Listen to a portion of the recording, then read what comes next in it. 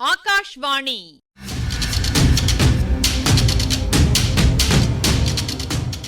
பொன்னியின் செல்வங்கள் வாசிப்பும் ஆய்வும். வாசிப்பவர் ராமசுவாமி சுதர்சன் அவர்கள்.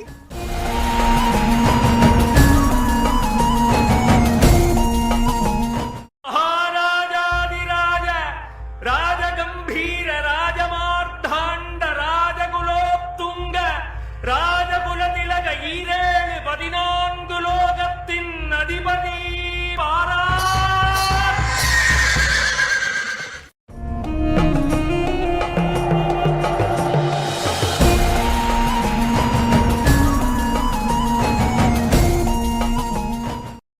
பழையாறை மருத்துவர் மகன் பினாகபாணி பண்டிதனுக்கு வாழ்க்கையில் ஒரு புதிய ரசம் ஏற்பட்டிருந்தது.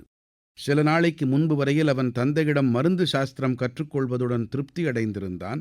கோடிக்கரை பிரயாணத்தின் போது வந்தியத்தேவன் வெளி உலகத்தைப் பற்றி பல விஷயங்களை அவனுக்கு கூறினான். அத்துடன் மட்டும் அவன் நிறுத்தவில்லை. புதிதாக காதல் வலையில் விழுந்தவர்களுக்கு அதை பற்றி யாரிடமாவது பேசத் தோன்றுவது இயல்பு.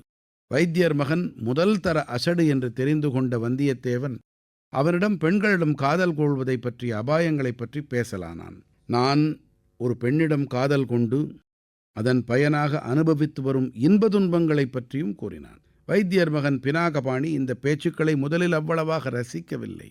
சிறிது சிறிதாக அவன் மனம் மாறியது. வந்தியத்தேவனிடம் விவரமில்லாத அசூயையும் ஆத்திரமும் ஏற்பட்டன. அவனுடைய மனத்தை கவர்ந்த மங்கையின் ஊர் பெயர் என்ன என்று கேட்டான். வந்தியத்தேவன் சொல்ல மறுத்துவிட்டான். அதனால் பினாகபாணியின் கோபம் அதிகமாயிற்று. கோடிக்கரை போய் சேர்வதற்குள் வந்தியத்தேவனை வைத்தியரின் மகன் தன்னுடைய சத்ருவாகவே கருதத் தொடங்கிவிட்டான். அவன் மனத்திற்குள் புதைந்து கொண்டிருந்த தீ பூங்குழலியை பார்த்ததும் கொழுந்துவிடத் தொடங்கியது.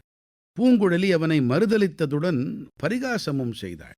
அவள் தன்னை காட்டிலும் வந்தியத்தேவனை அதிகம் மதிக்கிறாள் என்று தெரிய வந்ததும் பினாகபாணியின் பைத்தியம் முற்றிவிட்டது. வந்தியத்தேவனை தொடர்ந்து வந்த வீரர்களிடம் அவனை காட்டிக் கொடுக்கவும் துணிந்தார். பழுவேட்டரையரின் ஆட்கள் வந்தியத்தேவனை பிடிக்க முடியாமல் பினாகபாணியை பிடித்து கொண்டு தஞ்சைக்கு சென்றார்கள். சிறிது நேரம் அவன் பாதாளச் சிறையில் வசிக்கும்படி நேர்ந்தது. இதனாலெல்லாம் அவனுக்கு முன்னமே வந்தியத்தேவனிடம் உண்டாகியிருந்த கோபம் மேலும் வளர்ந்தது. இளவரசி குந்தவை அவனை பார்த்து பேசி விடுதலை செய்வதற்காக பாதாளச் சிறைக்கு போவதற்கு முன்னாலேயே அவன் விடுதலையாகியிருந்ததைக் கண்டோம். விடுதலை செய்தவள் பழுவூர் இளையராணி நந்தினிதான். தன்னிடம் சொல்லிக் கொள்ளாமல் வந்தியத்தேவன் தஞ்சை அரண்மனையிலிருந்து தப்பிச் சென்றது பற்றி நந்தினி கோபமும் சந்தேகமும் கொண்டிருந்தாள். அவன் பழையாறை சென்று பிறகு ஈழ நாட்டுக்கு தப்பிச் சென்றதை அறிந்த பிறகு அவளுடைய சந்தேகம் அதிகமாகிற்று. எப்படியும் ஒரு நாள் பழையாறைக்கு திரும்பி வந்து இளவரசி குந்தவையை பார்க்க முயல்வான் என்று ஊகித்தாள்.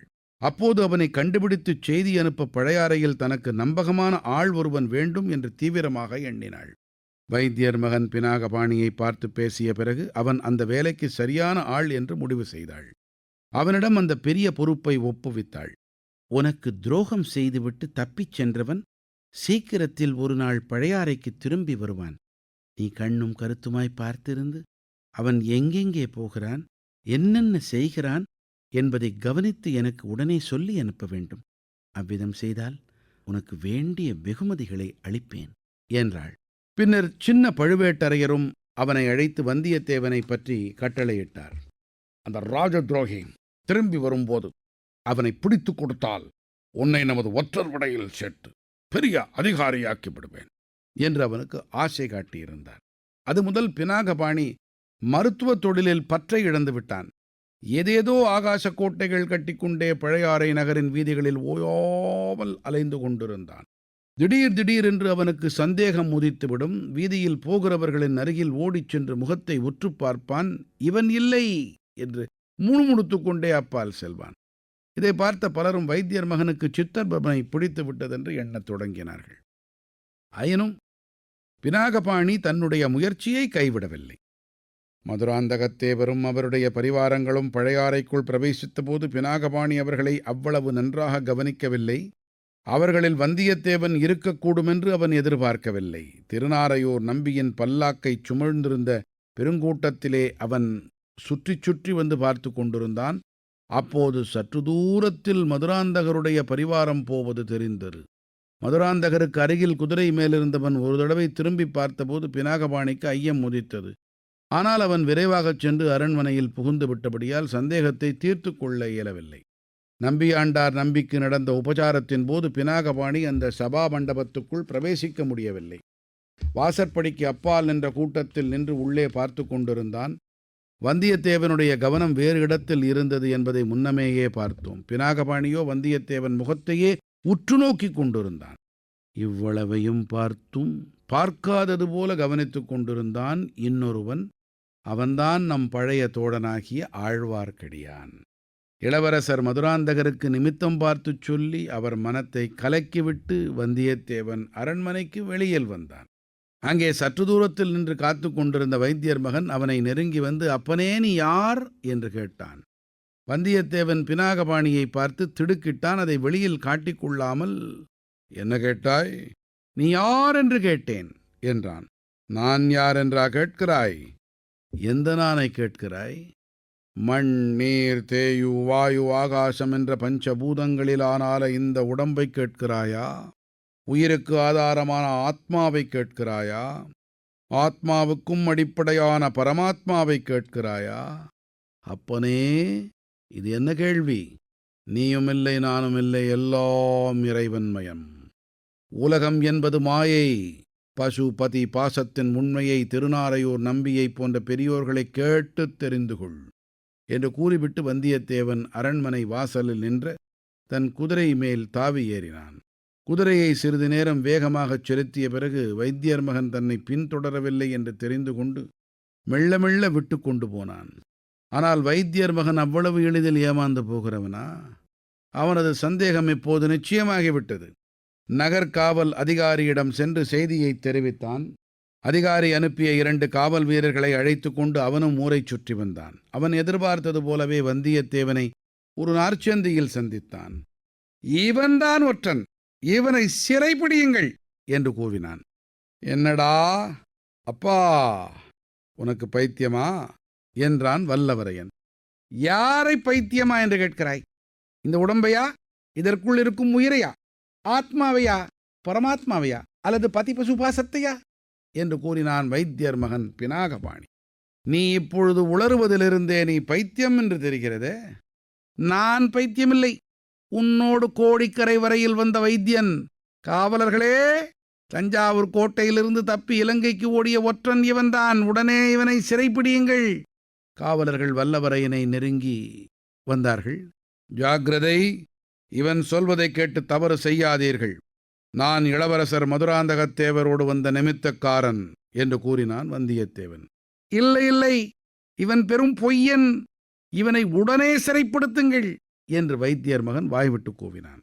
இதற்குள் அவர்களைச் சுற்றிலும் ஒரு பெருங்கூட்டம் கூடிவிட்டது. கூட்டத்தில் சிலர் வந்தியத்தேவனுடைய கட்சி பேசினார்கள், சிலர் வைத்தியர் மகனின் கட்சி பேசினார்கள். இவனை பார்த்தால் நிமித்தக்காரனாக தோன்றவில்லை என்றான் ஒருவன். ஒற்றனாகவும் தோன்றவில்லையே என்றான் இன்னொருவன். நிமித்தக்காரன் இவ்வளவு சிறு பிராயத்தனாக இருக்க முடியுமா? ஏன் முடியாது? ஒற்றன் குதிரை மேலேறி வீதியில் பகிரங்கமாக போவானா? நிமித்தக்காரன் எதற்காக உடைவாள் தரித்திருக்கிறான்? ஒற்றன் என்றால் யாருடைய ஒற்றன் படையறையில் என்ன வேவு பார்ப்பதற்காக வருகிறான்? இதற்கிடையில் பினாகபாணி, அவனை சிறைப்பிடியுங்கள், உடனே சிறைப்பிடியுங்கள், பழுவேட்டரையருடைய கட்டளை என்று கத்தினான். பழுவேட்டரையர் என்ற பெயரை கேட்டது அங்கே கூடியிருந்தவர்கள் பலருக்கு வந்தியத்தேவன் மேல் அனுதாபம் உண்டாக்கிவிட்டது.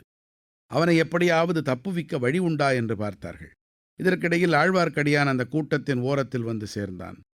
இளவரசனோடு வந்த நிமித்தக்காரன் இங்கே இருக்கிறானா என்று கூவினான். இல்லை இல்லை, இவன் ஒற்றன் என்று பினாகபாணி கூச்சலிட்டான். இதென்ன வம்பு? நீ மதுராந்தகத்தேவருடன் வந்த நிமித்தக்காரனாயிருந்தால் என்னுடன் வா, உன்னை இளவரசி அழைத்து வரச் சொன்னார் என்றான் வந்தியத்தேவன். வந்தியத்தேவனின் உள்ளம் துள்ளி குதித்தது. அந்த நிமித்தக்காரன் நான் தான், இதோ வருகிறேன் என்றான். விடாதீர்கள், ஒற்றனை விட்டு விடாதீர்கள் என்று வைத்தியர் மகன் பினாகபாணி கத்தினான். ஆழ்வார்க்கடியான், நீ நிமித்தக்காரன் தானா என்பதை நிரூபித்து விடு, அப்படியானால் தான் என்னுடன் வரலாம் என்று கூறிக்கொண்டே கண்ணால் சமிக்ஞை செய்தான். என்ன விதமாக நிரூபிக்கச் சொல்லுகிறாய் என்று வந்தியத்தேவன் அவசரத்துடன் கேட்டான். அதோ 2 குதிரைகள் வேகமாக வருகின்றன அல்லவா? அவற்றின் மீது வருகிறவர்கள் ஏதோ அவசர செய்தி கொண்டு வருவதாக தோன்றுகிறது. அது உண்மையா இருந்தால் அவர்கள் என்ன செய்தி கொண்டு வருகிறார்கள் சொல். குதிரைகளின் பேரில் வந்தவர்களை வந்தியத்தேவன் உற்று பார்த்துவிட்டு, ஓ சொல்லுகிறேனே, ராஜ குடும்பத்தைச் சேர்ந்த ஒருவருக்கு ஜலகண்ட விபத்து நேர்ந்திருக்கிறது. அந்த துக்கச் செய்தியைத்தான் அவர்கள் கொண்டு வருகிறார்கள் என்றான் வந்தியத்தேவன். இப்பகுதியின் ஆய்வினை வழங்குகிறார் ஐங்கரன் அவர்கள்.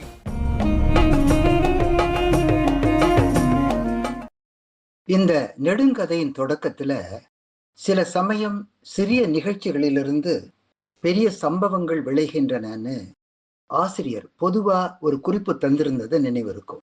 வீரநாராயணபுரத்துக்கு அருகில பழுவூர் வீரர்களால வந்தியத்தேவனுக்கு ஏற்பட்ட கசப்பான நிகழ்ச்சியிலிருந்து அடுத்தடுத்து பெரிய சம்பவங்கள் ஒண்ணுக்கொண்ணு தொடர்பா நடந்துகிட்டு வந்திருப்பத கவனிக்கிறோம்.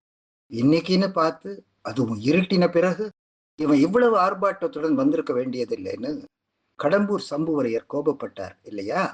தனாதிகாரியும் நடுநிசி கூட்டம் தொடங்குறதுக்கு முன்னால, உம்முடைய மகனின் சிநேகிதன் ஒரு பிள்ளை வந்திருந்தானே, அவன் எங்க படுத்திருக்கான், நம்ம பேச்சு எதுவும் அவன் காதுல விழுந்து விடக்கூடாதுன்னு எச்சரிக்கை பண்ணினதும் நினைவிருக்கும். அன்னைக்கே வந்தியத்தேவனுக்கு குறி வச்சிட்டார் பெரிய பழுவேட்டரையர். இளைய பிராட்டி இந்த பழையாறை வைத்தியர் மகனை வந்தியத்தேவனுடன் கோடிக்கரைக்கு அனுப்பி வச்ச காரணம் மூலிகை விஷயம். இதுவும் சிறிய நிகழ்ச்சி தான். ஆனா நடந்தது என்ன? இந்த மூடனுடைய நச்சரிப்பு தாங்காம, எம்மேல காதலா, அடடா உன் சிநேகிதன் உன்னை முந்திக்கிட்டானே, இப்படி விளையாட்டாதான் சொன்னா பூங்குழலி. கொஞ்ச நேரத்துல துரோகி ஆயிட்டான். நேயர்களே, கல்கியாரின் பாணி கதை சொல்லும் பாணி என்பதை பார்த்துக்கிட்டு வரும். இது தொடர்பா இந்த 2 காட்சிகளை அமைச்சிருக்கிற நேர்த்தியை கொஞ்சம் பார்ப்போம். கடம்பூர் நடுநிசி கூட்டம் கீழே குறுகலான முற்றத்துல நடக்குது. வந்தியத்தேவன் மேல் மாடத்திலிருந்து இதை பார்க்கிறான். இன்னொரு பகுதியில மதில் ஓரத்தின் விளிம்பு பிடிச்சுக்கிட்டு உற்று பார்க்கிற ஆழ்வார்க்கடியானையும் பார்க்கறான். இப்ப பழையாறையில சபா மண்டபத்துக்குள்ள இவன் வேறு கவனமா நிக்கிறான். வெளியே இவனை பிடிக்க காத்திருக்கான் பினாகபாணி. இவங்க 2 பேரையும் கண்காணிச்சுட்டு இருக்கான் ஆழ்வார்க்கடியான். காட்சி அமைப்பை நிறுவிட்டு நிகழ்ச்சிகளை விறுவிறுப்பா அடுக்கிற அழகே அழகு. நல்லது. பசு, பதி, பாசம், இதுக்கான விளக்கம் இந்த 3ஐயும் முப்பொருள்னு சொல்லுவாங்க. இறை, உயிர், சிறை இப்படியும் குறிப்பிடுவது உண்டு. பதி பரம்பொருள், எல்லாத்தையும் கடந்து நிற்பவன வாலறிவன் என்கிறார் திருவள்ளுவர். வாலறிவு மெய்யறிவு, பாசத்தால் கட்டுப்படாதது. பாசம் மாயை, பாசத்தால கட்டுப்பட்டு விளக்கம் பெறாமல் இருப்பது உயிர். இதுதான் பசு எனப்படுவது. சுருங்க கூறுவதானால், பசுவாகிய ஜீவன் பாசத்திலிருந்து விடுபட்டு பதி என்னும் நிலைக்கு உயரணும்.